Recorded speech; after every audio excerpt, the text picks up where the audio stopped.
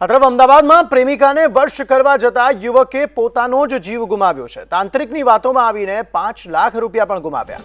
તાંત્રિક વિધિ કરવાના બહાને રૂપિયા પડાવ્યા હતા। મિત્ર યુવકને તાંત્રિકની પાસે લઈ ગયો હતો અને મૃતકના મિત્ર લલિત ગુપ્તા સામે ફરિયાદ નોંધાઈ છે।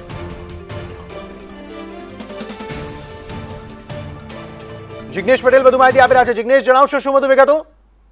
અંકિત, વાત કરવામાં આવે તો પ્રેમિકાને વશ કરવા જતા એક યુવકે પોતાનો જીવ ગુમાવ્યો છે અને જે પ્રેમિકાને વશ કરવા માટે જે 5 લાખ રૂપિયાની જે લોન લઈ અને જે રૂપિયા તેના મિત્ર અને જે તાંત્રિકને ચૂકવ્યા હતા તે રૂપિયા ન ભરી શકતા યુવકે આત્મહત્યા કરી હોવાનો જે ગુનો છે તે પોલીસ ચોપડે નોંધાયો હતો। મહત્વનું છે કે ગયા મે મહિનામાં 9 મે 2023ના રોજ યુવકે આત્મહત્યા કરી હતી, દર્શન નામના યુવકે, અને તે યુવકને આત્મહત્યાના વર્ષો બાદ જ્યારે તેનો ફોન હતો જે પરિવારે શરૂ કર્યો ત્યારે ફોનના અંદરથી કેટલાક રૂપિયાના ટ્રાન્ઝેક્શન મળી આવ્યા હતા, જે તમામ રૂપિયા લલિત ગુપ્તાને આપવામાં આવ્યા હતા।